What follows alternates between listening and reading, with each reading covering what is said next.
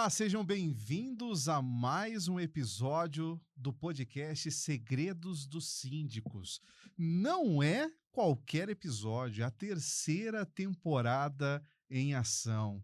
Olha só, em produção, chegamos, hein? Terceira temporada daquele podcast que você já conhece.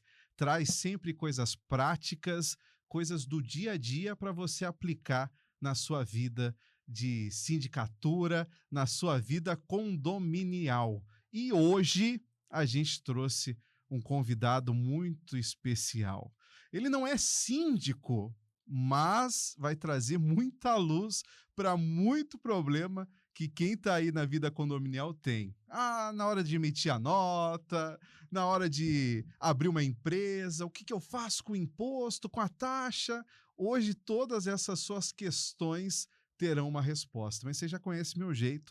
Antes, eu sei que você já sabe, tá aí no YouTube o nome dele, mas eu vou apresentar primeiro o currículo desse cara para você saber. Eu sempre falo, a gente traz especialista. Então hoje não é diferente, é mais um especialista. Simplesmente, ele é um dos nomes mais influentes da contabilidade digital no Brasil. Ele também é CEO da Biconte e Contabilidade Digital, Bify Hub e Mr. May. Ele é conhecido como o contador digital dos famosos, celebridades e influenciadores, além de ser um mentor estratégico para a transformação digital de negócios em todo o país.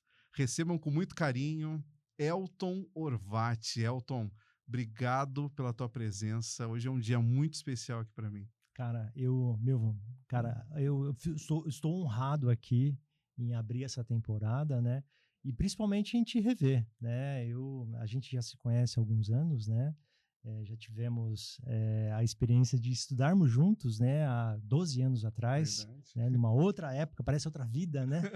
E eu estou muito, muito feliz aqui pelo privilégio, pelo convite de estar aqui nesse podcast, que cada temporada... Muitos convidados legais já passaram por aqui, muitos síndicos, muita ideia muito bacana já passou por aqui, acompanho o trabalho e eu estou muito feliz pelo convite e quero contribuir aqui da melhor forma. Legal, Elton, muito bom te receber. Sei que talvez para quem está assistindo seja diferente, nossa, um contador, mas é aquilo que eu falei, eu tenho certeza que você vai trazer muita luz a muitas questões escurecidas e nebulosas para os síndicos. Tem uma pergunta que eu sempre faço no começo, se a galera, quem é síndico geralmente que está aqui do outro lado da mesa, Sim. Se eles têm um sonho, se tiveram sempre o sonho de ser síndico. Como você não é síndico, mas contador, que também talvez seja uma das segundas, acho que talvez a segunda mais querida do Brasil, porque acho que a primeira é síndico, depois é o contador. Com certeza. A minha pergunta para você é, você sempre teve o sonho de ser contador, Elton? Cara, primeiramente eu nem sabia o que era o contador, né? Eu, na adolescência, eu fui buscar um curso, uma formação. E eu lembro que me chamou a atenção uma propaganda na TV de um colégio técnico aqui da cidade de Campinas e eu fui lá para fazer a minha inscrição junto com meu pai. E chegando lá, era um curso técnico de administração. E aí eu fui por causa que eu fui amplamente inspirado pelo meu primo, que já estava na faculdade de administração, e eu via ele lá colhendo bons frutos, tendo um estágio já numa grande empresa aqui multinacional. Eu falei, vou fazer a mesma coisa que o meu primo, porque vai dar bom. E aí eu fui por causa da administração. E aí a recepcionista lá do colégio, né, olhou pra gente e falou assim, olha, tem uma promoção aqui, compre uma e leve 2.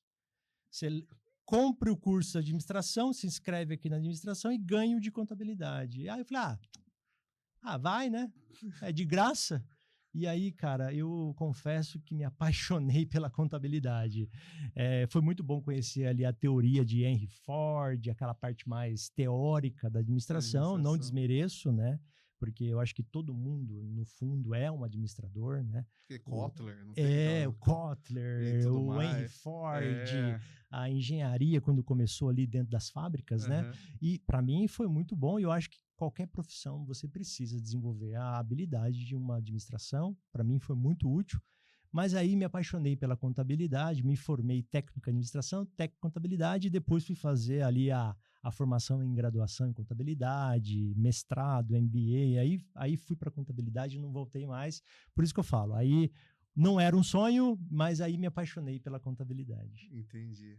Não era um sonho, mas fez com que você vivesse um sonho hoje. Exatamente. É coisa doida? Não era um sonho, mas hoje eu vivo o meu propósito sendo um contador, entregando o que é a contabilidade, né? Entregando o que a contabilidade pode resolver de dor, né? Não só para as empresas, mas para todo profissional, porque todo ser humano tem as suas finanças e a contabilidade é saber gerir bem ali as suas finanças, gerir bem o seu capital, o seu patrimônio. Então, todo mundo também tem que ter um pouco dessa gestão contábil, né? Então, eu acho que a contabilidade deveria fazer parte de qualquer formação também, né?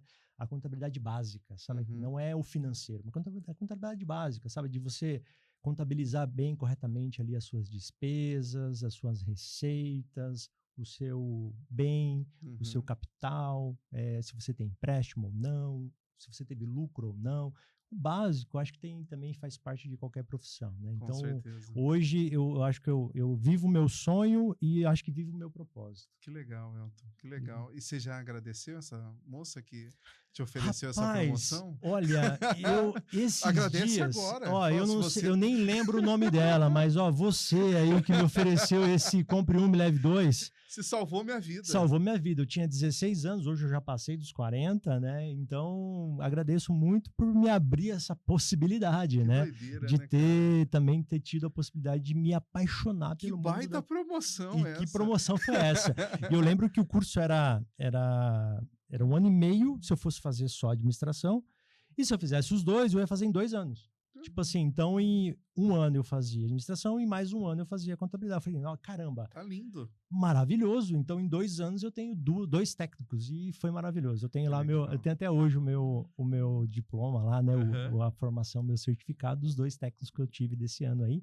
Ano de 2000 e 2001 também foi incrível, foi o meu início aí na formação contábil. É muito legal quando a gente olha para trás e vê que algumas decisões da nossa vida fizeram toda a diferença e mudaram a nossa vida daquele momento para diante. E até falando um pouco disso, né, da decisão, eu te pergunto da vida do síndico, já naquela beirada que você fala, e aí? Eu pulo para o mundo do síndico profissional ou não pulo? E aí, o primeiro passo, a gente já falou ao longo das temporadas, que é a certificação, que é um curso de síndico, é um networking, é gostar do que faz, é ter uma cabeça para aprender, tudo isso lindo. Como primeiros passos para me tornar um síndico profissional.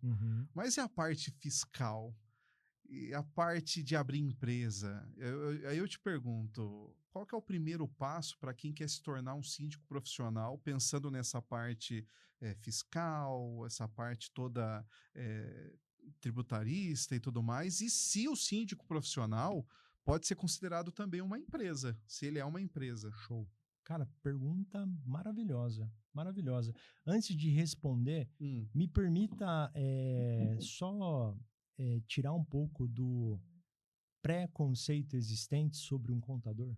Claro. Porque no Brasil, Milvão, o contador, ele, durante muito tempo, ele foi tido como... Meu pai até hoje chama o contador de guarda-livro. Até hoje. Vou lá no guarda-livro. Não acredito. Até hoje. Até hoje. Eu vou lá no guarda-livro. Porque o contador, cara, ele tinha aquela função de abrir o CNPJ, porque tudo no Brasil era muito artesanal. A contabilidade era artesanal. Eu aprendi na contabilidade nos anos 2000, eu fiz uma grande faculdade. Eu acho que foi uma das primeiras faculdades do Brasil, foi aqui em Campinas, na PUC Campinas. Né? A gente tinha orgulho de falar, os professores daqui da PUC falavam, olha, quando você fala que é contador formado pela PUC, tenha orgulho, porque a PUC foi uma das primeiras faculdades do Brasil a formar profissionais de contabilidade. O primeiro contador foi um padre, né? Então, nós somos pioneiros na formação de contadores. Então, a contabilidade era feita para gerir o próprio controle ali das finanças do próprio Vaticano, entendeu? Então, era feito para controlar ali o que recebia, aonde investia, aonde abrir as capelas. Então, formação de contador surgiu da necessidade mesmo da própria igreja, né? Essa formação profissional de um contador. Mas ela é histórica, né? Se você olhar lá os discípulos, dentro lá existiam os contadores, né? É citado que até um coletor de impostos era tido como um contador, Mateus. Tinha né? só um cara que cuidava da bolsinha que ele era um traíra só, né? Não era bem assim, né? Não era bem assim. É aquele cara que tinha uma aptidão muito boa para saber o que tinha que coletar e o quanto era para coletar, porque ele fazia um cálculo muito rápido e sabia o que era devido para o Estado. Eu digo que tinha o Judas, né? Judas que cuidava, mas isso não é o caso. Mas é citado que Mateus era um coletor de impostos, era um contador. Né?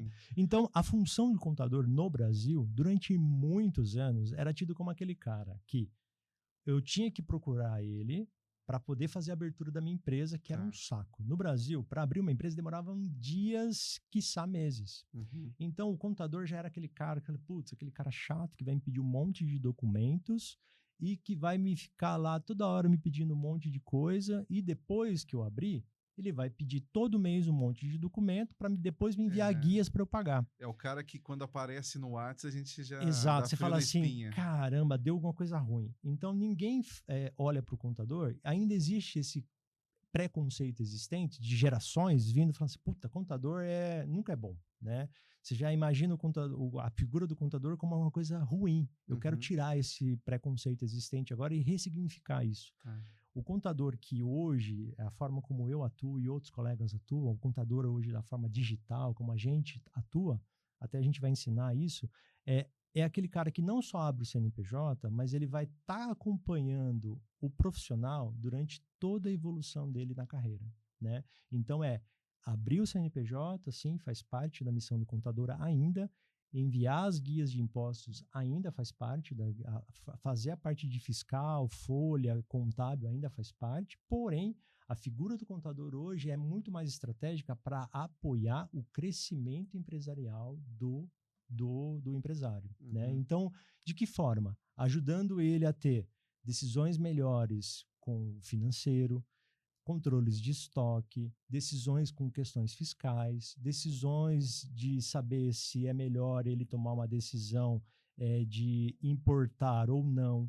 E essa informação, o contador ele tem com muito mais agilidade se ele já está integrado automaticamente com o cliente. Né? Antigamente, o contador recebia tudo via papel. Hoje, nós já conectamos automaticamente com os clientes. Né? Esse é o poder da contabilidade digital na qual nós trabalhamos hoje. Né? Então, eu digo que o síndico, com essa mentalidade, né, que se ele já se posicionar como uma empresa, com certeza ele já vai ter muito sucesso se ele já procurar, sim, ter essa mentalidade de empresa. E não uma mentalidade de vou prestar só um serviço.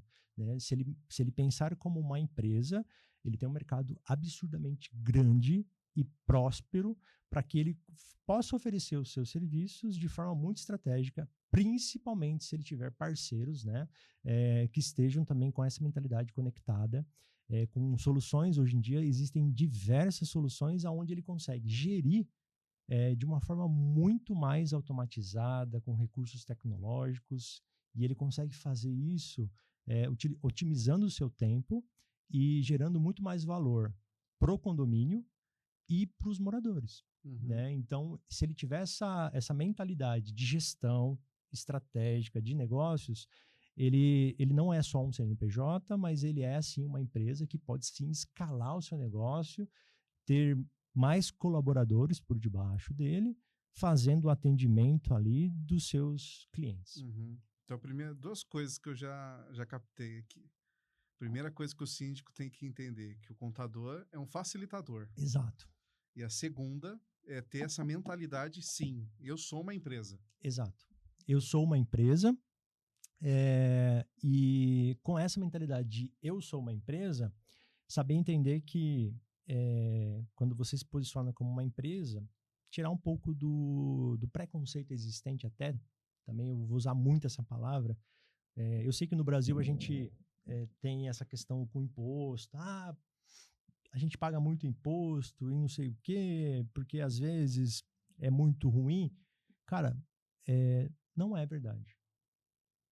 isso pode atingir muitas pessoas. Ah, no Brasil paga muito imposto. Mentira. Mentira. É o que assim a gente sempre ouve, né? Que É, até o é mentira. governo é nosso sócio. Não, é mentira, né? Quando chega nessa função aí que se paga muito imposto, são das empresas que estão num patamar de faturamento muito alto. Mas o Brasil, hoje, no mundo, é uma das melhores formas de você começar um negócio. Porque hoje, eu vou dar um exemplo aqui de quem começa com um negócio de serviço. O caso do síndico, né? Uhum. Ele começa, se ele se posicionar como uma empresa dentro do Simples Nacional, que é um regime de tributação facilitado, ele vai receber uma única guia com todos os impostos dele. No Simples Nacional, ele começa com 6% do que ele faturar. Cara, em que lugar do mundo se paga 6% de imposto? Nenhum lugar. Nenhum lugar. A tributação mínima nos Estados Unidos começa em 10%, de um único tributo federal. Depois tem outros tributos sobre consumo, né, sobre patrimônio e tal. Então, o Simples hoje no Brasil é um grande facilitador para quem está começando um negócio. Ah, Elton, mas eu posso também começar em outra figura do Simples Nacional, a não ser a tributação como empresa, como uma microempresa, né, como uma ME? Você consegue começar até como uma MEI, né, que é um microempreendedor individual. Ele é menos profissional, ele ainda é mais informal, né? E ele ainda tem uma taxa fixa um pouco mais de R$70 por mês. Por isso que eu falo que o tributo no Brasil, ele não é alto para quem quer começar um negócio de forma profissional, né? E quando eu digo isso, formalizar, abrir um CNPJ, você já está se posicionando para o mercado que você já não é mais um amador, né? Você já se colocou como uma empresa, né? Você pode ser MEI ou uma ME ou uma EPP. Você já se colocou como uma empresa e você já consegue ali enviar propostas, enviar orçamentos de um patamar muito melhor do que aquele que está só trabalhando no CPF ainda. E trabalhar no CPF, meu irmão, ainda é uma forma menos inteligente. Por quê? Porque no CPF você paga muito mais imposto no seu imposto de renda na pessoa física. Entendi. Né? Então, a questão da tributação da pessoa física é muito maior, podendo chegar até 27,5%. Né? Então, não é muito inteligente. Né? Então, você se posicionar como uma empresa, eu acredito que é a melhor forma de você ter sucesso nesse segmento. Sim. E para quem está começando, você citou algumas categorias de como começar. Uma das preferidas, ou o que muitas pessoas entendem que é a fácil, que é a melhor, que é a menos, às vezes na cabeça da gente, menor tributação, é correr para o MEI. Mas você já disse da ME, que também é uma excelente opção. Sim. Hoje, para o síndico profissional, cara, uma pessoa que quer se consolidar, quer mandar propostas, quer participar de licitações lá no condomínio, em condomínios e tudo mais, qual você entende que é a melhor opção? Você me permite aqui abrir 2 modelos de pensamento? Claro. Eu vou abrir um modelo de pensamento daquele que está com uma situação até financeira bem restrita e querendo começar. Tá. Né? Então, para você que não tem a possibilidade, quer começar, eu digo que a MEI ainda é a melhor opção, pelo fato de você conseguir formalizar de forma gratuita, né? Você consegue, em poucos cliques ali, se formalizar, abrir a sua MEI. Existe um risco ali oculto, que eu tenho alertado muitos MEIs, e eu até aproveito essa oportunidade, Milton, para esclarecer e deixar isso a público, para depois a gente fomentar esse conteúdo e levar conhecimento. Porque a lei, assim como tudo no Brasil, a gente deixa tudo muito explicadinho na lei, mas quantos vão lá no Diário Oficial e leia a lei, né? Isso serve muito para quem são os mestres da lei, né? Os advogados, os contadores, né? Por isso que é importante um podcast, um conteúdo aqui como esse, para a gente poder trazer clareza, né, de um tema tão importante como esse. Quando você é MEI e você se formaliza, a partir daquele momento você já está dizendo pro fisco e para a Previdência Social que você agora é optante pela Previdência Social Então, você acaba sendo obrigado mensalmente a fazer o recolhimento de uma taxa. Né? Então, essa taxa, esse tributo, basicamente, quase tudo ali daquela taxa é a Previdência Social. É o INSS, que é o maior peso dessa taxa. E dentro, na hora que você está abrindo a MEI, por isso que tem que ter muita cautela na hora que está abrindo. O portal lá é acessível a qualquer pessoa, loga lá com a conta do Gov e faz a abertura, né? Por isso que existe um risco intrínseco aí. Quando você escolhe ali algumas operações ou algumas atividades que não tem muita relação com o que você vai fazer, muita gente, já que eu estou abrindo, vou colocar lá lanchonete, não sei o quê, fabricação de... o KENAI. Fabricação de pão de queijo, a pessoa vai colocando um monte de coisa. Os dois primeiros são o terceiro é aleatório, vai que... eu vou colocar porque eu tenho uma sobrinha, uma prima que faz, vai me ajudar, vai que eu também faça. Quando você faz isso, o que acontece? Aquilo vai aumentar o seu tributo. Por quê?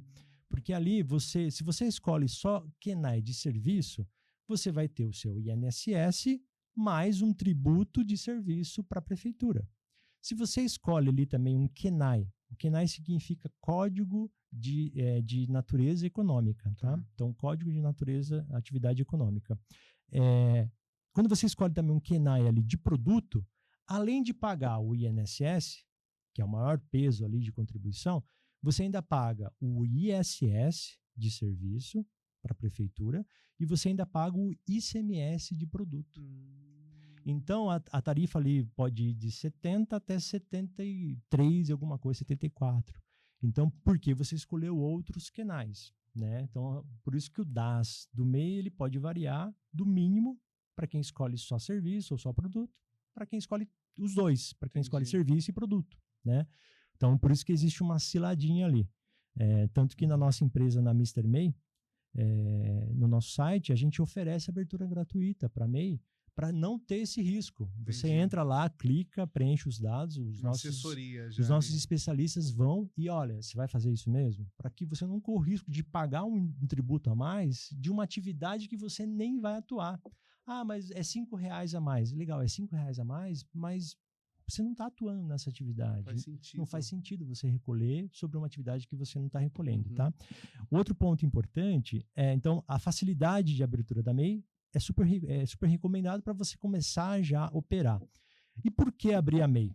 Porque a MEI ela te possibilita a isenção de tributação se você estiver atuando na pessoa jurídica. Como assim, Elton? A MEI você tem a possibilidade de ter um faturamento anual de até R$81 mil de isenção de faturamento na MEI. Ok? Só que isso é proporcional ao mês da abertura da MEI. Aí tá outra cilada. Porque todo mundo fala, é no ano. Exato, não é no ano. Eu já falei essa frase. E aí tá outra cilada que muita gente cai.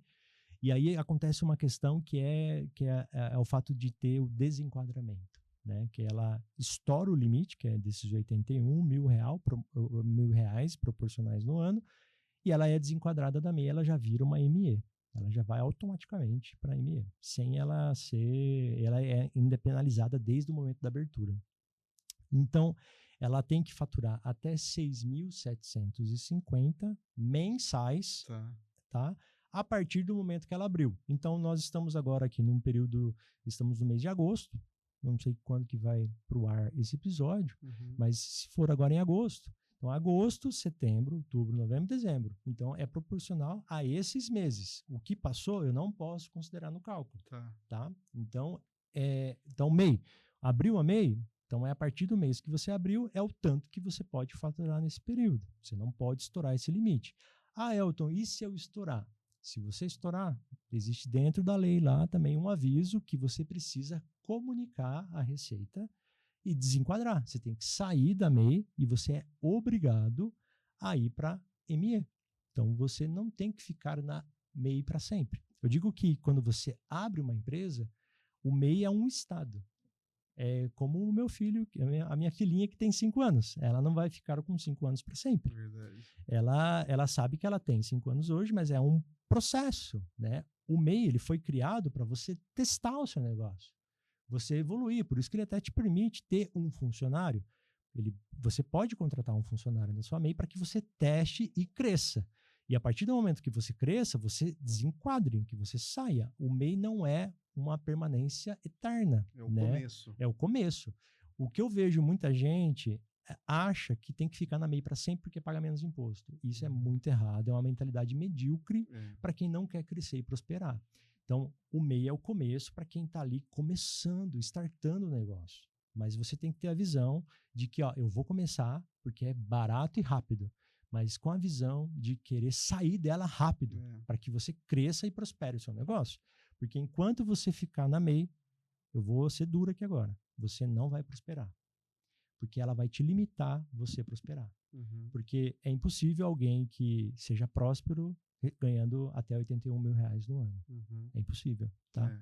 Alguém que... Então, você tem que sair da MEI rápido, ter estratégias de crescimento para que você fature aí seus 100, 200, 300, 400, 1 milhão no ano e prospere o seu negócio. E altamente possível. E existem grandes startups, grandes empresas que começaram assim, sozinho, com uma pessoa, e hoje começou como uma MEI e hoje atua no Brasil inteiro como uma grande empresa. Lá, antes da gente começar, você estava até falando sobre esse lance da MEI, que daqui 5 anos, você falou, né, um profeta apocalíptico, e você tem muito a ver também com o recebimento em Pix. Eu queria que você explicasse um pouquinho, porque muita gente, além de ser MEI, com esse pensamento que você traz, vou indo MEI porque eu pago menos tributo, menos taxa, não sei o quê, recebo com Pix, então não preciso nem ficar falando porque é Pix. E aí você disse, não, mas o Pix, tem muita gente olhando o Pix. Então eu queria que você explicasse até aquele lance das estradas, para todo mundo entender como funciona, e por que essa bomba vai estourar daqui, você falou 2027, vai estourar uma bomba, porque o síndico, que se está tendo essa mentalidade de permanecer no MEI, tem que saber dessa revelação sua. Sim. Cara, e essa revelação não é nova, hein? Quando o Pix lançou em outubro de 22. Outubro, novembro de 22. Quando lançou, eu sou nerd, cara. Eu sou contador. Gente, eu sou contador. Eu gosto de... Se vocês forem um dia na Biconte, você vai lá, você vai ver um monte de livro. Eu leio pra caramba, eu adoro. Eu ouço muito podcast. Eu tô inteiro conectado. Quando lançou o Pix, o que eu fui fazer, cara? Eu fui na lei. Eu peguei lá o que os desenvolvedores... Foi feito com uma startup muito grande, que na verdade, assim, era um banco que estava fazendo. Era a PicPay estava fazendo isso. Aí o governo interviu e falou, a PicPay não faz e ajuda a gente a fazer. Então a PicPay parou o projeto e aí o banco fez junto com os desenvolvedores ali. Eles criaram um comitê e fizeram todo mundo junto, tá? Então eu fui, entendi todo o processo, que eles começaram lá em 2000 e alguma coisa, 2020, 2019, 2018, eles começaram todo esse projeto. Eu fui na lei e fui ver todo o passo a passo, tudo que eles fizeram, tá? Fui na lei e vi o que estava escrito lá. As normativas do Banco Central, as regularizações do ICMS, eu fui ler tudo. E aí eles colocaram para funcionar e eu fui ler. Aí eu li e eu vi uma frasezinha, cara, numa normativa do ICMS. Eu li e eu falei, caramba, aqui tem uma brecha. Aqui tem uma brecha gigantesca para a fiscalização.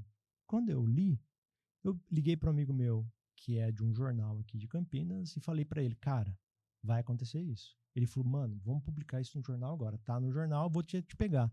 Saiu num jornal aqui de Campinas, no Correio Popular, e até tá lá minha foto, assim, ó, o contador indica que o Pix vai fiscalizar todo mundo. Isso foi em 2022 e eu falei.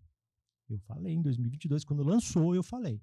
Eu tenho a matéria lá e saiu em todos um perfil do Instagram aqui, republicou depois, eu falando dessa questão do Pix. Eu anunciei. O que acontece é o seguinte, meu irmão. Imagina que as transações antigamente tinham um sigilo bancário.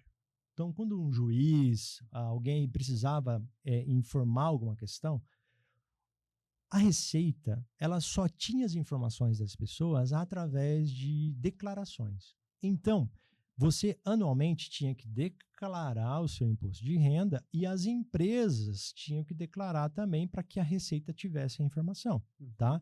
Então, as notas fiscais emitidas contra o seu CPF, os contratos que você fez com planos de saúde, declarações de tudo que eram feitas tinha que ser informada para que a Receita soubesse, tá? E os bancos também. O banco só tinha uma única obrigação no final do ano, que era ali as posições das contas em 31 de dezembro. Então, todo 31 de dezembro, os bancos, é uma obrigação, informar para a Receita e para o Banco Central as posições das contas de todo mundo. Tá? Então, todo mundo lá que tem uma conta bancária, no banco comercial, no banco digital, a Receita já sabe o que você tem, porque é comunicado automaticamente através de um informativo que chama informe de rendimento. Talvez o seu contador todo ano, me manda o seu informe de rendimento. É isso. Porque o banco já comunica a Receita, ela tem um prazo até o dia 28 de fevereiro para enviar para a Receita o informe de rendimento. O informe de rendimento nada mais é do que isso. Ele tinha tanto na conta corrente, nos investimentos, na conta poupança. Eu estou tentando ser bem detalhista aqui para não falar contabilizei, que eu sei que é bem complicado. Aí, essa era a única obrigação dos bancos. Quando lançou o Pix, existia uma partezinha lá na normativa que dizia o seguinte: a partir de agora, os bancos não precisam mais utilizar as suas estradas de movimentação interbancárias. Antigamente, para você transferir um dinheiro do Bradesco para o Itaú, para o Banco do Brasil, para a Caixa, para o Santander e tal, cada banco tinha que construir a sua rodovia. E aí, para manter essa rodovia conectada entre os bancos, tinha um custo de infraestrutura de tecnologia. Imagina vários servidores e rodovias bem pequenas. Por quê? Porque demorava para o dinheiro chegar. Por mais que fosse um TED ou um DOC, eu fazia aqui do Bradesco para chegar lá no Itaú, às vezes demorava um TED, demorava 1 hora para chegar. Não era assim, chegava em minutos. Às vezes demorava 10 minutos, mas às vezes demorava 1 hora. O DOC demorava 24 horas. Né?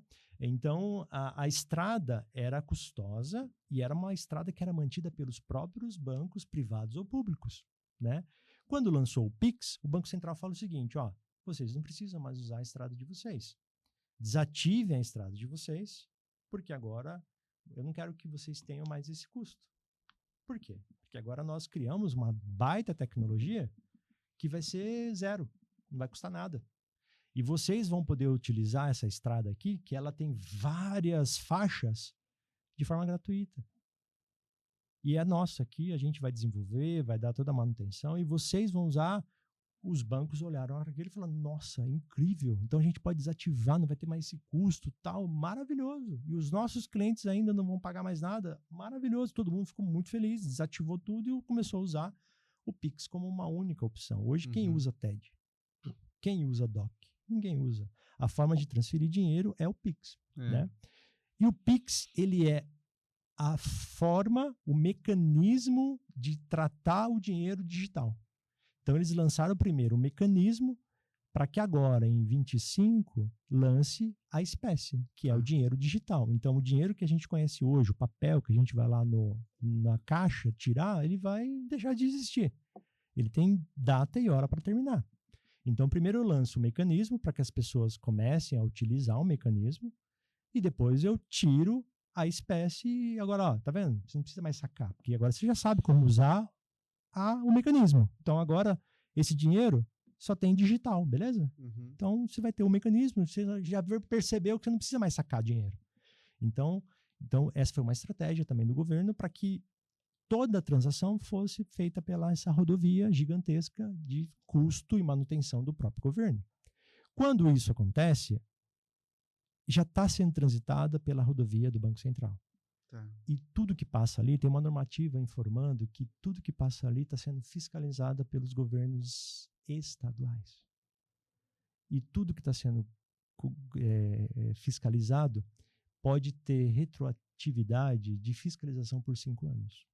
Então, o Banco Central, automaticamente, diariamente, já está comunicando à Receita Federal todos os dias a partir de 2022. Eu quero ser um profeta apocalíptico aqui, o que vai acontecer em 26, 27. A Receita já sabe o que está acontecendo em todos os CNPJs e em todos os CPFs. É fato que ela vai fazer um mecanismo de cruzamento do que já está sendo declarado e do que foi movimentado. Se tiver inconsistência superior ao limite que ela tem um percentual lá aceitável. Lógico que não existe ferro e fogo, tá? Não vou ser aqui falando, não, tem que ser certinho aqui. Não, tem um percentual tolerável lá de erro que ninguém sabe, tá? Se tiver muita diferença, você vai receber uma multa automática, vai chegar na sua caixa postal de forma retroativa para os últimos 5 anos. Então, o que vai acontecer? Ela tem prazo de 5 anos para reaver qualquer direito. Então, isso vai voltar, né, 5 anos de forma com multa, juros, avaliado pela Selic, e, pasme, você que é MEI, você vai ser desenquadrado, né, porque se você estourou o limite e não comunicou, que você deveria ter comunicado, você vai ser desenquadrado e vai ter que pagar os impostos como uma ME, além de ter que procurar um contador para resolver essa sua questão. Por isso que no Brasil não adianta mais, estou sendo muito sincero aqui, para a gente não existe mais jeitinho. Na época ainda dos nossos pais e avós, o contador trabalhava no papel e no caderno, aonde a fiscalização ainda era muito manual, né? Tinha que ir um fiscal lá presencial, olhar as notas naquele arquivo morto, pegar o papel. Hoje em dia é tudo inteligência artificial e robô. Então, não existe mais como fugir, né? O dinheiro em espécie ele vai sumir e todas as transações vai ser em dinheiro. A parte de sonegação, ela tende a zerar. Então, você trabalhar de forma ilegal, sem emitir nota, sem declarar os seus impostos, é como você está passível a não ser mais um profissional. Né? Então, a melhor forma, você procurar um bom profissional que te instrua como nós instruímos. Eu não tolero isso quando alguém não aceita trabalhar de forma correta, pelo fato de que, hora ou outra, você vai ser identificado. Não tem como fugir mais. Não tem como fugir mais. E essa é a realidade. E eu posso estar sendo aqui posso estar sendo muito apocalíptico, mas é fato. Isso vai acontecer. E é questão de tempo e está muito perto. Está muito perto, tá? O outro ponto importante, né? Que eu falei na questão de você abrir uma MEI, eu falei que tinha uma outra questão, né? Sim, Cara, se você já quer empreender, você já vê que aquilo é a sua missão e você quer abrir, por que não já abrir uma ME? Por quê? Quando você manda uma proposta, quando você abre uma MEI, antigamente a MEI, quando você abria, era com o seu nome e na frente era o seu CPF. Pô, você já era muito exposto, né? Então, quando você mandava ali uma proposta, a pessoa já recebia do outro lado e já olhava e falava, putz, é o fulaninho lá que está querendo vender um serviço para mim, ó, aqui o CNPJ dele, o nome dele e o CPF. Inconscientemente, do outro lado, quem está te contratando já olha para você como, poxa, é alguém sozinha, é alguém autônomo que está querendo me vender um serviço.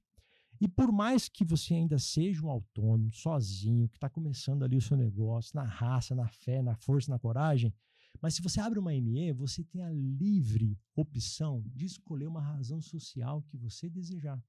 Vou dar um exemplo aqui, ó. Smart Store, lojas limitada. Pronto. Você pode abrir com qualquer razão social. Segredo dos Síndicos, podcast limitada. Então você pode abrir e por detrás você tem lá você como sócio, entendeu? Então quando você manda uma proposta para um condomínio, para uma licitação ali, para uma concorrência, imagina você lá concorrendo, eu estou pensando no inconsciente de quem está avaliando, tá? Um conselho lá avaliando. Fulaninho tal com o CPF. E do outro lado, segredo dos síndicos tal, limitada. Quem sai na vantagem? O pessoal olha e fala, cara, é uma empresa é mais profissional. É uma empresa, por mais que tenha só um sócio lá por detrás. Então, conselho que eu dou, você que quer mesmo trazer isso como uma empresa, como uma profissão, já pense em ir para uma ME, que eu acredito que inconscientemente, no consciente coletivo, já é visto como algo mais profissional. É. Tá? Então, Para qualquer área, tá? Para qualquer área. Então, o MEI é para quem tá aquele lance, tô sem grana, Exato. mas não quero deixar para depois, Exato. quero começar, quero dar o start, Exato. vai no MEI. Exato. Mas se prepara para sair do MEI, Exato. porque quem fica no MEI não prospera. Exatamente. E se você já tem recurso para um começo bem elaborado, já vai de cara no ME. Exato. E Legal. o bom da ME é, você só paga o imposto se tiver faturamento. Se você... Aí é o 6%. 6%. Tá. Começa em 6%. E se você não faturar, você não paga nada. Não fatura, não paga. Não paga. Exato. Entendi. Tá? Então tem essa questão também. Não faturou, você não tem nenhum tributo a ter que recolher. Tá? Você só recolhe tributos se tiver faturamento. E na declaração de imposto do síndico, tem aquela questão, né? O que ele declara? O que o MEI declara? São as entradas, são as saídas, o PIX que eu recebi, por exemplo, de uma pessoa física, às vezes fiz uma consultoria, alguma coisa. Pergunta boa, hein? O que eu declaro, assim, como separar essa vida até do CPF e do CNPJ na declaração? Pergunta muito boa. Pergunta boa, recorrente lá no escritório e principalmente quem é MEI. Você que é MEI, não separa. O MEI, ele ainda é um empresário individual. Tá. Ele ainda é uma pessoa física que está empreendendo como um CNPJ. Uhum. Então, o que a gente sempre recomenda para quem vai abrir uma MEI? Abra uma conta jurídica na pessoa jurídica para você controlar tudo aquilo que você recebeu das suas atividades da MEI.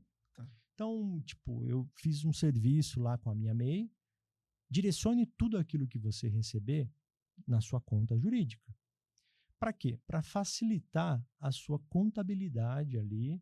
Por mais que você não tenha a obrigatoriedade de ter um contador, é importante que você faça controles básicos, que eu vou ensinar aqui um passo a passo simples para que facilite na hora lá de você fazer a sua declaração e também não ter o desenquadramento. Uhum. Como você já sabe o limite mensal de ter ali de faturamento, e quando eu falo faturamento não é emissão de notas, tá, meu? É movimentação de entrada. Tá. Então, é tudo que você teve ali de receita, tá? Então, o fisco deixa isso bem claro na lei. Uhum. Mas poucos, quando abre a MEI, lê isso, né? Tudo que você teve de rendimento. Tá. Porque tem muita gente que pensa não emitir nota, né? Uhum. Aí chega lá pro contador falando assim, poxa, não sei o que aconteceu aqui. O que aconteceu aqui é que você tem um limite de 6 mil e está recebendo 18. Você ouve muito, não sei o que aconteceu, não você sei ouve muito isso? Nossa, todo dia. Eu não sei o que aconteceu aqui. Bloqueou de emitir nota. É claro, você tem um limite de 6.750 e está recebendo na sua conta 18 mil todo mês. Você não pode mais ser MEI. MEI é um estado. Você não pode viver na MEI achando que quer economizar impostos. Gente, não existe essa matemática. Depois me lembro de uma outra sacada sobre impostos, que é muito importante a gente falar e ressignificar isso também. Uhum. Né?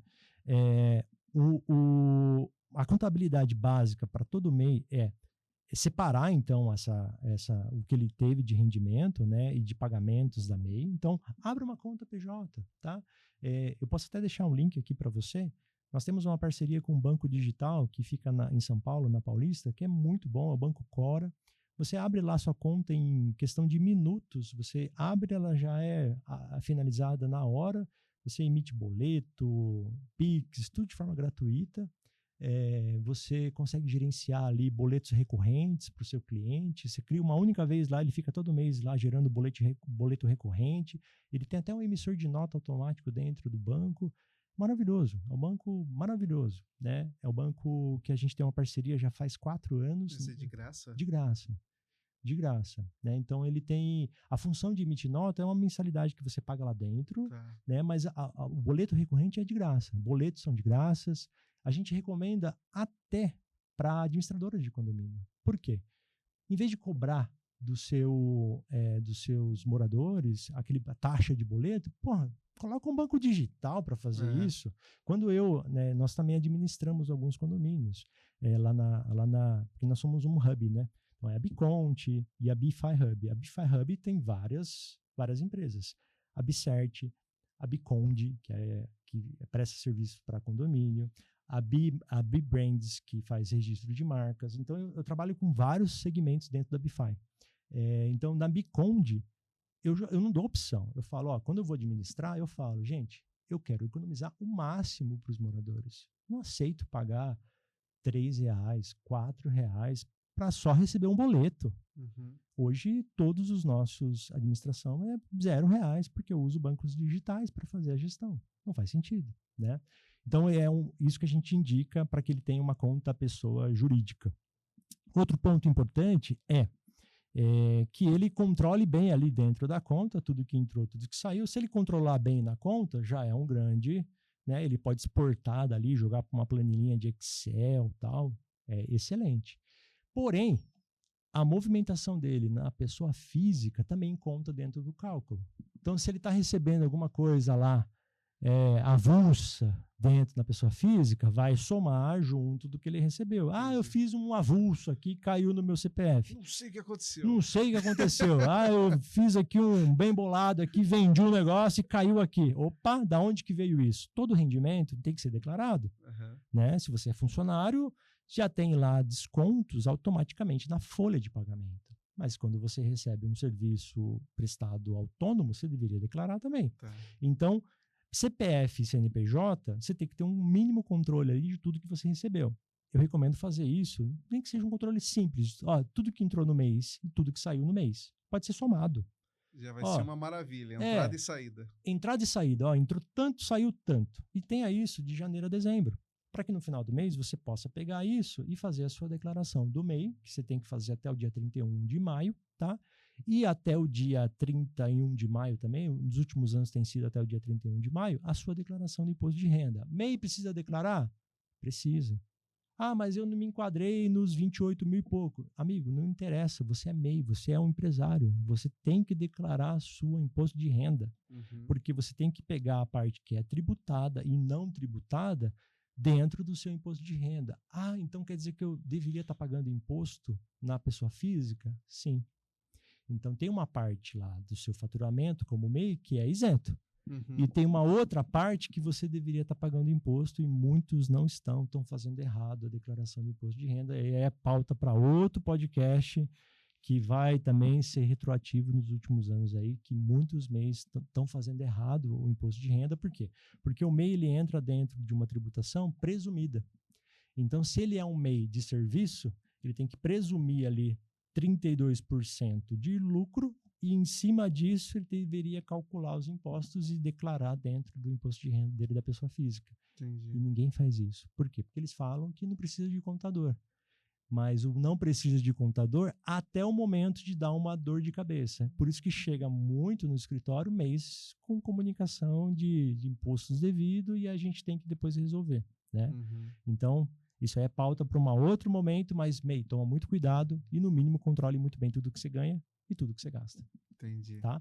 Um outro ponto, como uma ME, né, para você desmerecer, tirar um pouco desse medo do imposto.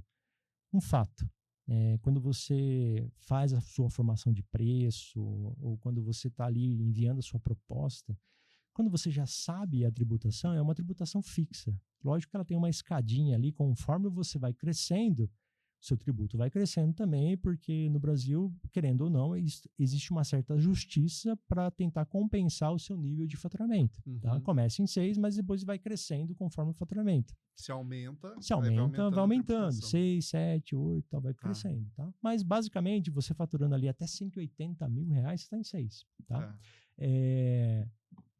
Um ponto importante, como você já sabe o seu tributo, toda vez que você enviar uma proposta, você já sabe o quanto você vai ter de tributo para pagar no próximo mês. Porque o tributo de tudo que eu faturar nesse mês, eu pago no mês seguinte.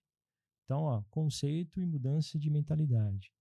Se eu fechar aquela venda e o cliente me pagar, o que eu indico para todos os nossos clientes? Tenha no mínimo 2 contas, uma conta de movimento e uma conta de provisão. Recebeu do seu cliente, você já sabe o quanto que tem que fazer de pagamento. Dentro do seu preço, já embuta o seu tributo. Porque se é você que está pagando o imposto, você está fazendo a conta de formação de preço errada. Imposto, quem paga é o cliente. Você já viu a Ambev reclamando de tributo? Não. Você já viu a Coca-Cola reclamando de tributo? Quem paga os impostos? Já viu a Volkswagen? Quem paga os impostos somos nós. Nós, quando compramos um carro, uma Coca-Cola, Tá tudo uma lá. Brahma, nós que já estamos pagando imposto porque está embutido no preço. Então, você, prestador de serviço, Não. síndico, Se você for pensar, uma Ambev vende para um Carrefour, ela nem liga. que aí já cobra em cima do Carrefour, o Carrefour também cobra em cima da gente, aí a gente já paga do produto e do supermercado também. Hoje não mais, porque tem a substituição tributária, aí entra outras coisas, porque o fabricante hoje, ele já recolhe de toda a cadeia. Né? Então, hoje não tem mais essa bitributação, tá? A substituição corrigiu isso. Entendi. Então, o fabricante lá já recolhe de todo, do distribuidor, de tudo. É quase uma MBA. Mas antigamente hoje, era assim mesmo. Cada um fazia um pouquinho e ia adicionando valor, né? Mas agora já é a própria Ambev que já recolhe de toda a cadeia. Isso chama substituição tributária, né? Mas, então, a Ambev não reclama de tributo. Então, para ela, pouco importa se é 18, se é 20, ela vai embutir no preço e você que vai comprar, que vai pagar. Entendi. Lógico que pode ser que você compre menos, pode ser que o seu consumo diminua, mas ela nunca sai no prejuízo. A mentalidade que eu tento passar para os empreendedores empreendedor, se você hoje está fazendo seu preço errado, aí você está reclamando que paga muito imposto, é porque você está com o mindset errado. Se você está pagando imposto, é porque você não está sabendo fazer a sua formação de preço correta. O seu preço tem que estar, no mínimo, cobrindo os seus custos de operação fixo, seus custos variáveis e os seus impostos. Então, quando a Ambev vende uma latinha, aquela latinha já está pagando todo o custo dela, os impostos e ainda gerando uma margem de lucro. Ela tem até o lucro lá dentro. Então, cada latinha tem até o percentual de lucro que ela quer por latinha. Então, você tem que fazer a mesma coisa. Você tem que colocar o seu lucro, seus custos sendo pagos e os seus impostos. Então, o que eu recomendo? Fechou um contrato? Coloca, embute tudo. Imposto, tal. A hora que o cliente te pagar, cai na sua conta corrente de movimento. Quando você vai ter lá duas contas, uma conta de movimento e uma conta de provisão, caiu na conta, já cria uma rotina operacional dentro aí do seu CNPJ, da sua empresa, síndico, para você transferir imediatamente, não é amanhã, não é mais tarde, é na hora que você receber do seu cliente. Porque se você deixar para depois, você não faz. Recebeu, o cliente mandou o comprovante lá, caiu o Pix lá, você já transfere automaticamente o valor da provisão do imposto para aquela conta de provisão. Quando? 6% que eu vou pagar. Exato. E você vai fazendo isso para cada contrato que você recebeu. Quando o contador te enviar a guia do imposto, sabe o que vai acontecer? O dinheiro já está lá. Já está lá e você nem sabe que está pagando imposto. Você nem percebe, porque isso já está provisionado. E você pode fazer isso para outras despesas que acontecem todos os anos, que é férias, 13º, IPVA, IPTU. Se você trabalhar com esse conceito todos os meses, você... Não vai ser aquele susto. Não vai ser susto. Ah, meu pai do céu. Que IPTU, eu não aguento mais pagar IPTU. Você sabe que vai ter esse custo. Aí dói. Então, se você trabalhar com esse conceito de provisão e já ir sabendo que você tem aquele custo e provisionando todos os meses, acabou. Isso é ter a mentalidade empreendedora. O contador que nós somos hoje para os nossos clientes é esse tipo de contador. Entendi. É ensinar os nossos clientes a trabalhar de forma gerencial, de forma administrativa, de forma de gestão. E não só entregar para ele a guia para ele pagar. A guia para ele pagar, a gente vai continuar enviando, ele vai continuar reclamando da gente. Opa, tá louco esse contador que me manda a guia. Isso faz parte de qualquer contabilidade. Mas, além dele fazer isso, a gente também quer oferecer para ele um sistema onde ele controle as suas finanças, onde ele emite seus boletos, onde ele faça as cobranças dos seus clientes, onde ele faça a gestão das suas contas de forma integrada, onde ele concilie lá diariamente. Eu digo que existem três coisas que você tem que fazer todos os dias. Se alimentar. Todos os dias você tem que se alimentar, senão você não consegue aí pensar, raciocinar e viver. Tomar banho e fazer conciliação. Essas três coisas você tem que fazer todo dia. Conciliação é o que eu gastei hoje, o que eu recebi hoje, você tem que fazer todo dia. Todo dia. Você pode ter uma pequena empresa ou uma grande empresa. Se você deixar para fazer amanhã, você não lembra o que aconteceu hoje. Entendeu? Então, conciliação. Dica de ouro, hein? Para qualquer empresário. Não deixe para fazer a conciliação. A conciliação é o que caiu na minha conta? que é esses centavos aqui? Controle. Ó, isso aqui foi café e tal. Isso aqui foi pedágio. Senão, chega no final do mês, a gente olha e fala, Não. o que aconteceu? O que aconteceu? Para onde foi meu dinheiro? Então, ó, se alimentar, tomar banho e fazer conciliação é todo dia. Todo dia. Todo dia. Não deixe para fazer isso. Só de sexta eu faço. Meu negócio é pequeno. Não. Todo dia. Tomou o cafezinho, marca. Todo dia. Nós, a Biconte. Pagou para o cliente um cafezinho, marca. Todo dia, tá? Quando a gente tem um sistema, a gente já integra todos os bancos e isso acontece diariamente, todos os dias vai aparecer lá. Você tem tantas conciliações para fazer. Vai te lembrar lá que você tem que entrar e conciliar. O banco é integrado ao sistema de vocês? Todos os bancos. Caramba. Todos os bancos. A gente vai lá, conecta com o banco e ele lembra todo dia o que teve de movimentação. Que legal. Todo dia, tá? E na Biconte é assim, tudo digital? Tudo digital. Tudo integrado? Já integrado. A gente integrou com todas as prefeituras para emitir notas fiscais. Então, você não precisa entrar no site da prefeitura para emitir uma nota, você emite a nota do sistema. A gente entregou com todos os secretarias da Fazenda do Brasil inteiro. Então, você emite nota de produto do nosso sistema, você controla estoque e emite nota de produto do nosso sistema. A gente integrou com praticamente quase todos os bancos comerciais e digitais. Então, banco BTG, Cora, Inter, Nubank, todos integrados de forma automática. Uhum. Quando eu falo automática teve um movimento lá, hoje, amanhã já aparece, meia-noite já aparece aqui no sistema. Ó, movimentou tanto aqui, concilia. Você tem que conciliar. Uhum. Né? Nem usa mais Excel. Não usa. A planilhinha. O cliente que está com você não tem mais. Na implantação eu falo, você tem controles paralelos? Tenho. Se você não atualizar, quem atualiza? O controle paralelo, ele não é vivo, né? Ele é morto. É diferente do nosso sistema. Ele é vivo, né? Porque teve a movimentação, ele traz todo dia para você. É ao vivo. E ele vai ficar lá te lembrando, você não conciliou. Por isso que eu falo, a conciliação faz parte do dia a dia, né? Por isso que te ensina a empreender, a ver seus gastos. Fica mais fácil no teu sistema, porque você só faz um check ali. Exato. Né? E o resultado disso não é só fazer a operação, é chegar no final da semana e gerar relatórios estratégicos e falar quanto que eu recebi, quantos estão me devendo, para onde foi meu dinheiro, o que eu preciso fazer para que eu não fique com um caixa negativo, quais são as estratégias que eu tenho que fazer para gerar mais clientes, quais são dicas que eu posso fazer aqui para que eu tenha melhor controle de gestão financeira. Às vezes eu tenho uma pessoa que só faz financeiro, por que não terceirizar isso? Nós temos uma operação lá que nós terceirizamos todo o financeiro de uma empresa, para que ele não precise fazer nem agendamento de pagamentos. Uhum. Nós fazemos e custa muito mais barato do que ele contratar um funcionário. Então, em vez de ele contratar um funcionário só para fazer pagamentos, agendamentos e... Às vezes um funcionário para cada coisinha. Ali, né? E tem muita empresa que ainda é assim.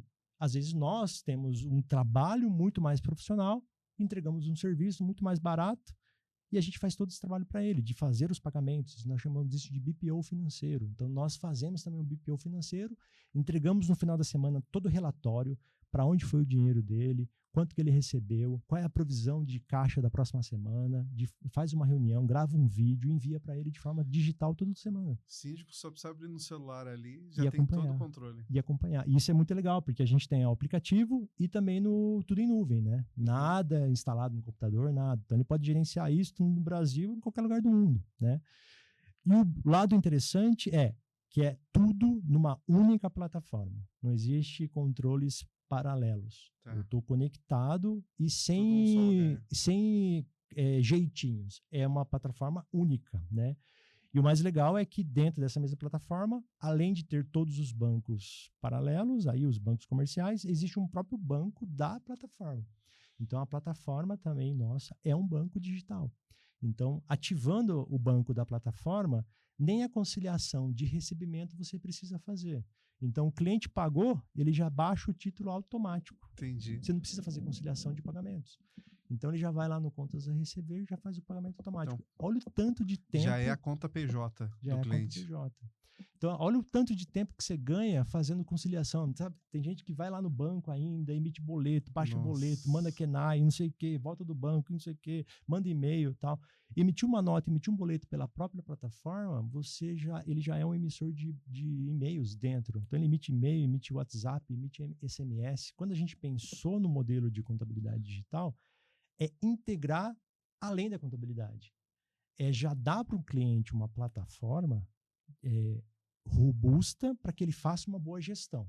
Por isso que eu digo que o síndico, com essa mentalidade de que ele tem que ter uma boa gestão dos contratos dele ativo, do quanto que ele cobra, dos gastos que ele tem, do deslocamento que ele tem que fazer para ir lá no local onde ele presta o serviço. Se ele controlar muito bem isso, saber cobrar, saber fazer a boa gestão, se ele fizer isso só numa planilha, pode ser que ele não tenha bons contratos e ele se perca um pouco na prestação de serviço. Mas se ele trabalhar de forma gerencial e profissional, enviando propostas ali com o nosso sistema, com uma proposta bonita, de uma forma profissional, cara, com certeza é sucesso absoluto dele prosperar e de até ser indicado para outros de forma automática, né?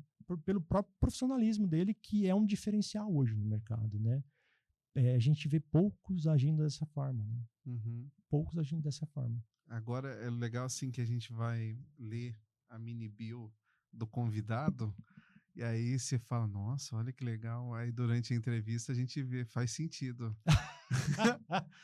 Cara, não é à toa, influente nesse mundo digital seu.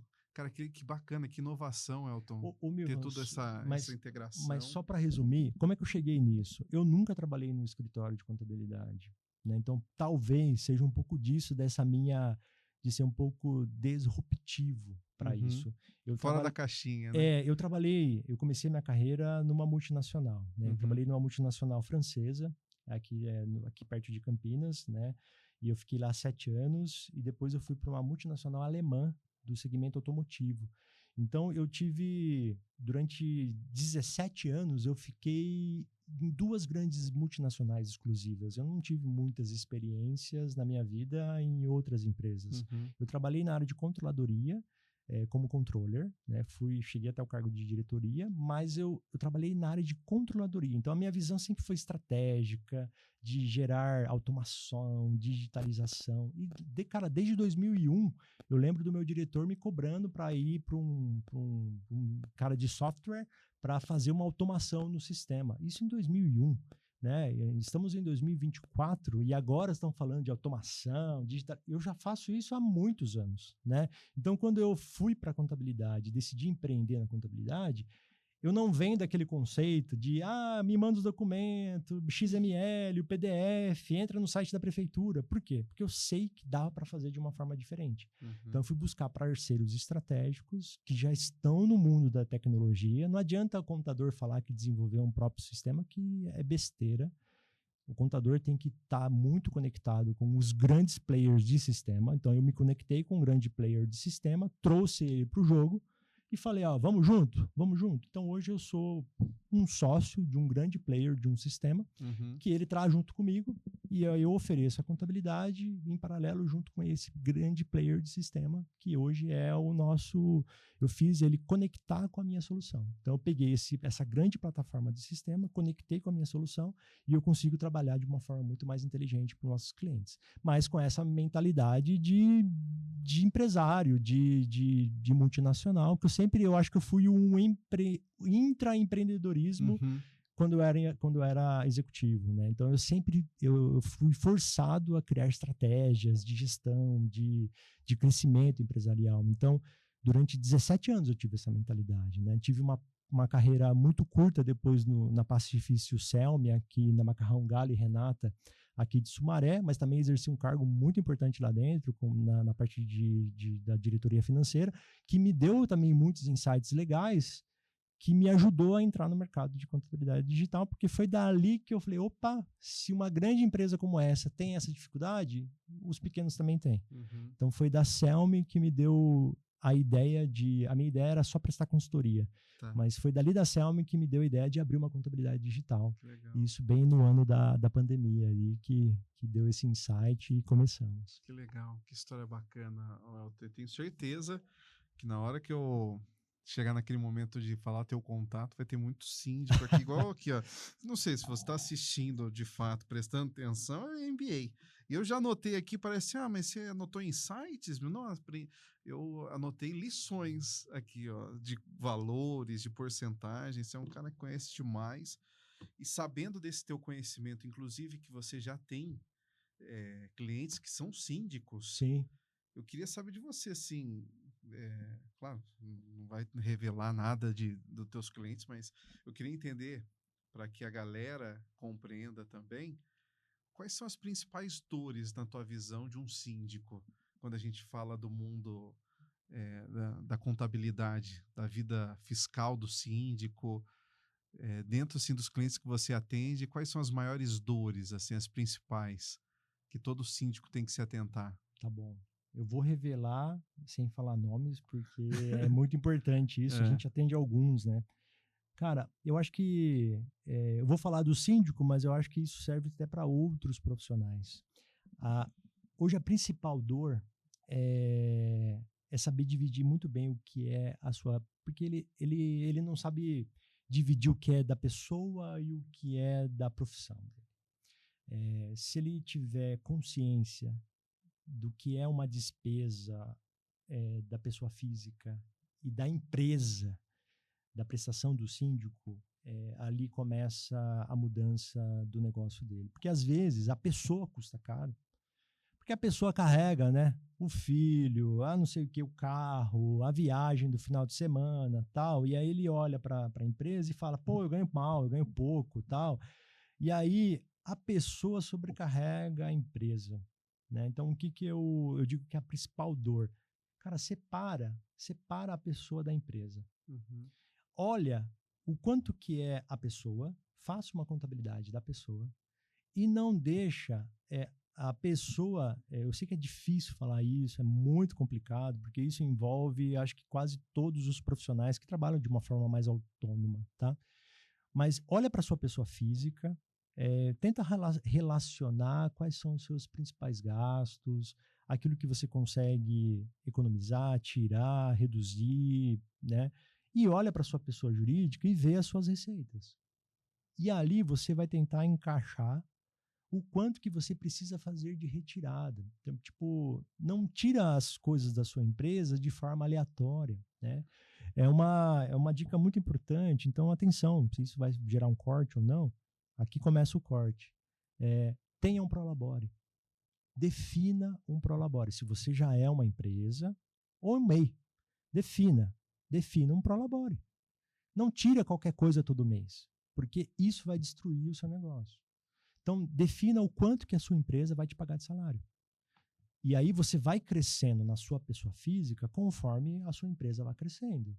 O grande problema dos empresários que quebram os negócios é que ele vai tirando tudo, ele olha o dinheiro na empresa, ele gasta como se fosse dele, tá tudo certo, e aí ele fica negativo na empresa, fica negativo no CNPJ, e as coisas, e aí ele reclama do governo, ele reclama do imposto, e aí ele acha um culpado para tudo menos ele. Eu tento fazer de outra forma. Defina um prolabore, entenda os seus gastos e defina o quanto a empresa vai te pagar todo mês e coloca você dentro da folha. No 5º dia útil, a empresa vai fazer o seu pagamento lá para sua continha. E aí você vai viver com aquele valor. E aquele dinheiro que está na empresa não é seu, é da empresa. Se no outro mês você quiser aumentar o seu prolabore, você aumenta o seu prolabore. Ou aumenta a sua antecipação de lucros. Mas defina o quanto você tem que fazer de retirada. Essa é uma maneira que os grandes players, os grandes empresários trabalham, né? O Abílio Diniz, até o seu falecimento, ele não ia lá no caixa É meu. É meu, vou tirar porque é meu. Não, ele tinha um valor de acionista, de sócio, que ele tinha de valores de retirada mensal. Ele não tinha... hora de comprar num dos supermercados dele, ele pagava a compra dele. Exato. Então não era assim, tá aqui na minha conta, eu transfiro. Então o que eu vejo muito dos empresários é o amadorismo, né? Mas eu nem vou falar que isso é de forma proposital. É porque não foi ensinado. Não existe uma escola de empreendedorismo. O cara, às vezes, ele tem a profissão ali, ele abre um CNPJ como uma opção de não ficar parado ou ficar desempregado. Então ele faz um curso, ele abre uma empresa, ele começa a trabalhar e tal, mas ele não foi ensinado. O contador não fala para ele que tem que fazer isso, e a gente faz questão de ensinar. Tanto que lá na Bify a gente tem uma área lá, uma academy, onde eu gravo esses vídeos, né? Às vezes eu pego até corte de podcast e coloco lá, ouve o que eu tô falando aqui no podcast. essa dica aqui, né? Eu coloco o podcast inteiro para ele assistir, com dicas importantes, né? Ó, tem um Prolabore, tem um controle, faça isso, faça aquilo, porque eu acho que isso vai fazer a diferença lá no final. Defina o quanto, porque a empresa agora ela é devedora de você. Defina o quanto que ela te deve e ela tem que te pagar todos os meses. Ela não é sua, ela te deve, tá? Então, se você vê a empresa como uma devedora sua, é a melhor forma de você fazer as coisas darem muito sucesso. Então, existem algumas ciladas aí que tá no caixa da empresa, é meu, vou tirar. Ou tá lá no caixa da empresa, vou pagar a mensalidade do meu filho. Não é. Tem que saber dividir muito bem o que é da pessoa física e o que é da empresa. Então, matando essa cilada aí é um segredo para que você prospere no seu negócio. Com certeza. E aquela sacada do imposto? Ainda não foi, né? Só para eu te lembrar. A sacada do imposto é aquela questão que eu falei para você de você saber formar bem o seu preço, colocar isso dentro da sua formação de preço, e na hora que você receber do seu cliente, não é mais tarde, não é amanhã, é você já ter as contas de movimento e a conta de provisão. Recebeu o valor lá do seu cliente, você já faz você já coloca ali a transferência. Que eu coloquei aqui você já coloca um asterisco aqui para lembrar. Eu falei, então essa é a grande sacada. Essa é a grande sacada. Então você aí, síndico, lembra de novo a sacada.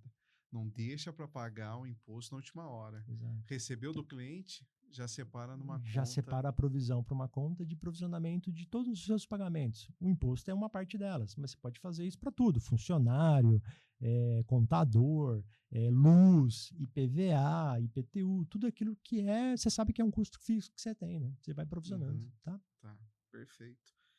Tem uma das últimas, já caminhando, nem parece, né? Que a gente tá um tempinho já conversando. Que legal. Ficaria aqui, ó.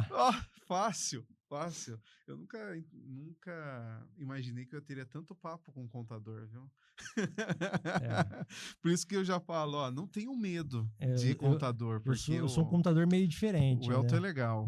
O Elton é legal. Meio diferente. E quando alguém vem falar comigo, não me pergunta muito de imposto, não, que eu prefiro falar de estratégia de negócio do que falar de tributo, imposto, tal, porque isso é consequência. Sim. Eu tinha um professor, só um adendo aqui antes da gente ir para o final, eu tinha um professor no mestrado, ele era superintendente da Receita Federal, Dr. Almir Reis. Hoje você é aposentado, é meu amigo até hoje, e sou muito grato a Deus pela sua vida. Você me ensinou muito, e se eu sou o profissional que sou hoje é por causa de ti, Dr. Almir Reis. Ele era superintendente da Receita Federal e ele sempre falava assim, contadores, isso em 2009. Contadores, vocês têm que entender que a função de vocês de ficar lá só apurando imposto, um dia vai parar de existir, porque a Receita já está automatizando tudo isso, e vocês têm que parar de ficar trabalhando para a Receita. Vocês têm que trabalhar para o seu cliente, trabalhar para o cliente. E eu digo que hoje o nosso foco maior é trabalhar menos para o tributo, para a Receita, para o fisco, e trabalhar mais para o cliente. Eu posso até, às vezes, errar uma questão ou outra ali e tal, e depois a gente retifica e corrige. Mas o meu cliente, se ele errar ali numa comercialização, numa venda, tal, pode quebrar o negócio dele. Então, eu prefiro muito mais dar uma estratégia ali comercial com o meu cliente, uma dica dele de como ele pode prosperar, de ter uma gestão, de ter uma boa relacionamento com os clientes dele, de cadastrar corretamente ali no sistema, tal. Eu prefiro ser muito mais estratégico com meus clientes, ensinando ele a ser um bom gestor, do que ficar só apurando imposto, ficando enviando guia, tal. Porque por mais que eu erre, cara, no outro mês eu posso ir lá corrigir e tá tudo certo, entendeu? Então eu não foco muito de trabalhar para a Receita, né? Eu vejo muitos contadores ainda, eu estou prestando uma contabilidade consultiva, e fica o mês inteiro trabalhando para o fisco, fazendo apuração de imposto, entregando relatório bonitinho que o cliente nem sabe ler. O cliente não sabe ler, viu, contador? O cliente não sabe ler balanço, o cliente não sabe ler balancete, ele nem liga para esses relatórios aí. Mas ele sabe muito bem entender o que é fluxo de caixa, ele sabe quanto que ele ganhou, quanto que ele recebeu, aonde vai ficar o dinheiro dele, vai ficar com negativo. É isso que ele precisa. Ele não quer saber de balanço, não serve para nada balanço. Não, é verdade. Vamos ser sinceros. Para que serve o balanço, cara? Balanço serve para contador. Balanço serve para Receita, não serve para o cliente. Então, eu não foco nisso. Então, eu sou um contador meio diferente, tá? Por isso que Por isso que meus clientes gostam de conversar comigo. Agora eu entendo. E a questão dos famosos, o Milton, foi bem sem querer, tá? Porque eu participei de uma mentoria, eu fiz parte de um grupo de mentoria, e acabei falando o que eu faço, de forma como eu falei aqui agora. E ali chamou a atenção de algumas pessoas, e entre elas tinha algumas pessoas que eram bem influentes no mercado, e acabei me tornando contador deles, aí de um para o outro, e hoje atendo alguns players bem grandes aí do mercado. Contador é parecido com médico, né? Você tá Exato. em algum lugar, a gente fala, tem algum médico? Ainda é indicação. Contador, tem algum contador aqui? Ainda é indicação. E eu digo muito até para quem trabalha conosco lá, ó, o médico não decide ser médico, ele tem que aceitar que vai chegar gente doente reclamando de dor. O contador também é a mesma coisa, tá? Ninguém fala assim, acorda e fala, nossa, vou ligar pro meu contador. O cara, quando vem chamar o contador no WhatsApp e tal, ele já vem com algum BO.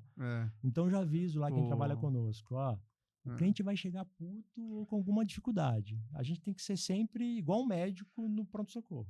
Sempre pronto para resolver o problema. Tá? Tirando seu pai, né? Que ia tomar um cafezinho lá com o contador dele. Exatamente.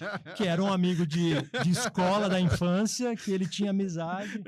Tirando meu pai. Elton, a última pergunta para o síndico é sempre qual que é o segredo do síndico? Você não é síndico, mas é um baita profissional, empresário.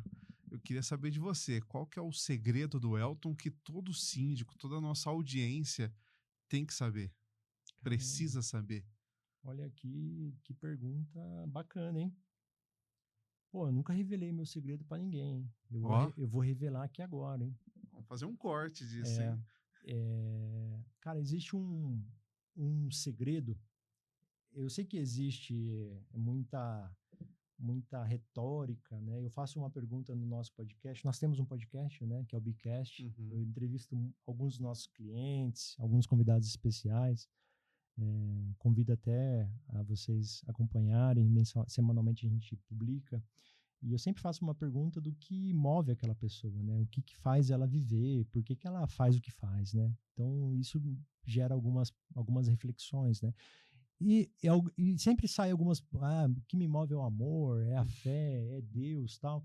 Eu sempre falo que essas palavras me definem como um alicerce para as outras coisas. Eu digo que a fé, Deus, minha família, meus filhos, tudo é como se fosse a minha base. É a rocha onde eu estabeleço as minhas decisões. Mas eu acho que o segredo de tudo da minha vida está no meu propósito. E quando eu falo propósito, por que eu decido fazer o que eu faço? E eu faço essa pergunta para mim todos os dias. O que eu faço faz sentido só para mim? Ou faz sentido além de mim? Se essa resposta um dia for só para mim, eu paro de fazer. Porque a ação do propósito, ela tem que fazer sentido além de mim, né? É como se você continuasse vivo além da sua existência. Então, eu tento fazer as coisas independente de eu estar aqui ou não. Então, eu posso hoje ter um negócio que ela tem que continuar viva independente de eu estar aqui ou não. Então, o meu propósito, eu acho que é o meu segredo. Eu tenho que estar todos os dias tentando viver de uma forma de construir algo que possa fazer a diferença não só na minha vida, mas na vida de todos aqueles que eu me conecto e que faça ele também fazer o propósito dele acontecer. Então, é ter ações no mundo que facilite o mundo a ser um mundo melhor. Né? E esse foi um despertar que eu tive no momento de muita dor, de muita angústia, onde eu acordava todos os dias para viver para mim. Então, eu vivia para ter o meu carro, eu vivia para ter a minha casa, eu vivia para conquistar o meu apartamento, eu vivia para ter a namorada bonita, eu vivia para ter as minhas coisas, a roupa da marca, eu vivia para ter tudo isso. E eu vivia angustiado, triste, com dinheiro no banco, mas profundamente triste. A partir do momento que eu tomei a decisão de ter um propósito maior além de mim, eu digo que a minha vida mudou. Né? Então, aí eu encontrei o que é realmente servir a Deus, né? Para mim, servir a Deus é servir ao próximo, é servir àquele que está vivendo, é o Deus que está vivendo em cada um de nós, né? Então, todas as vezes que eu acordo, eu acredito que o meu maior segredo é o que eu estou fazendo hoje está conectado com o meu propósito de fazer além de mim? Então, quando eu me coloco nessa função, eu acredito que eu estou cumprindo com a minha razão de existência. Eu acho que esse é o meu segredo. A vida é muito curta pra gente viver uma vida só pra gente, né? Exato, cara, exato. Existe eu não me lembro o nome dele agora, eu posso até te passar depois, mas tem um profissional norte-americano que ele faz algumas reflexões importantes, assim, eu gosto muito de ler, né? E ele faz uma projeção assim, ó, se você ler um livro por ano, e baseado na sua projeção de vida, se você mora num país emergente, um exemplo, no Brasil, e você é homem, você tem a provisão de viver até 80 anos. Então, se você tem 50, você vai ler mais 30 livros, mais 40 livros, né? Mais 30 livros. Poxa, você vai ler mais 30 livros. É isso. Então, cabe aqui, ó. Cabe aqui, ó. É isso que você vai ler. Então, tipo, a sua pequenez, sabe? De você... Não adianta você querer acumular coisas, de você querer buscar ser maior em alguma coisa ou outra. Eu acho que a gente poderia fazer muito mais pelo mundo, né? Pelas coisas, para facilitar as coisas, do que querer só acumular coisas. Né? A gente vê muito claro hoje na TV, né? Grandes ícones. Eu cresci assistindo Gugu e Faustão. Pô, cresci. Que tem nossa idade, mais de 30 e poucos anos, que não assistindo o Gugu na TV no domingo? E não querendo trazer reflexão, nem sendo clichê, mas do que levou a acumular grandes coisas, hoje ele não está mais aqui e agora vive aí processos judiciais, os bilhões que ele acumulou, aí ó, briga de família, os carros apoeirados, as casas lá perdendo valor, apoeiradas, custando manutenção. Do que adiantou tudo isso? Né?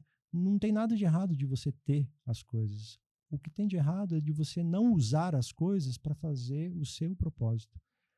De passar por aqui, ser um pouco mais fluido e um pouco melhor para o outro. Uhum. Eu acho que aí é o segredo da existência humana. Perfeito, Welton. Perfeito. Obrigado por compartilhar que honra. esse teu segredo, compartilhar a tua experiência, dicas assim valiosas.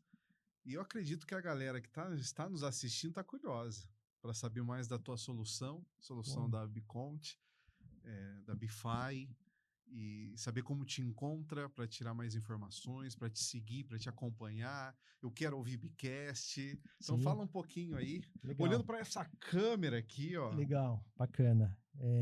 A gente tem fortemente aí o Instagram, acho que é a principal rede aí de comunicação, né? Então, só procurar a gente no Instagram. Elton Horváth. É um pouco difícil porque é húngaro, né? Graças a Deus o cartório lá escreveu da forma brasileirada, Horváth, né? O-R-V-A-T-E. Elton Horváth aqui no Instagram. A Bicont é o bi de abelha, tá? Pouca gente me pergunta por que abelha, né? A abelha, cara, ela tem um propósito único, né? Ela serve a rainha, ela não se desvia do propósito dela, que é produzir o mel, voltar para a colmeia, ela tem o propósito, a missão dela, e é assim que a Bicont trabalha, servindo a rainha, que é o nosso cliente, tendo o propósito único, que é a produção do mel, que é a prosperidade do nosso cliente, e por isso que o bi da abelha está em todas as nossas marcas, dessa missão da abelha. A abelha é o nosso... É o nosso símbolo ali de reflexão, de missão, tá? De servir mesmo o nosso cliente. Até combina, né? Contabilidade. Exato. Nossa, essa foi... E essa marca é nossa, é registrada, né? Então, o Bi é Bi de abelha, Cont, né? Bify, né? Be for You, Bify Hub, né? Que é um hub de conexões ali, onde a gente entrega tudo para os nossos clientes.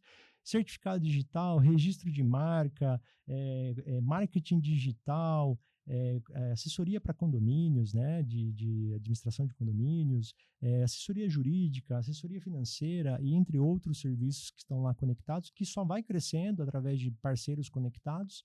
Não é tudo que é feito por nós, mas com soluções que a gente conecta no hub, por isso que é um hub, que eu pego bons profissionais e conecto para entregar soluções para os nossos clientes, né?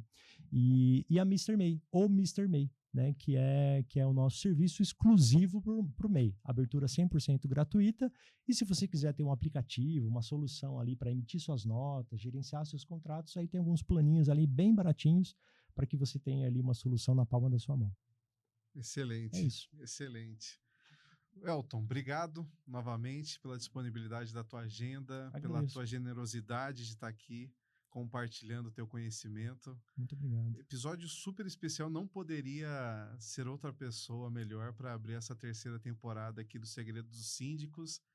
E espero que a gente tenha a possibilidade de novos papos aqui, porque vão ter sempre mudanças tributárias e tudo mais, e vai ser um prazer te receber novamente. Sem dúvida. Estou honrado pelo convite, por te rever. Você é um grande amigo, você sabe disso.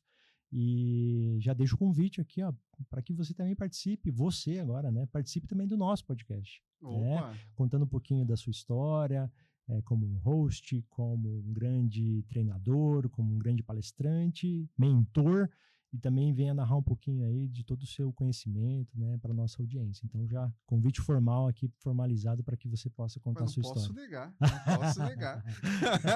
Já está feito o convite, não tem como fugir. Perfeito, Muito obrigado. Viu? E obrigado a essa galera que nos acompanhou até agora. Espero que tenha sido praticamente uma MBA aí para você, como foi para mim, de aprendizado, de lições que, aquilo que eu sempre falo, são aplicáveis para o seu dia a dia. É o mundo real aqui que o Elton trouxe e tenho certeza que vai fazer muita diferença.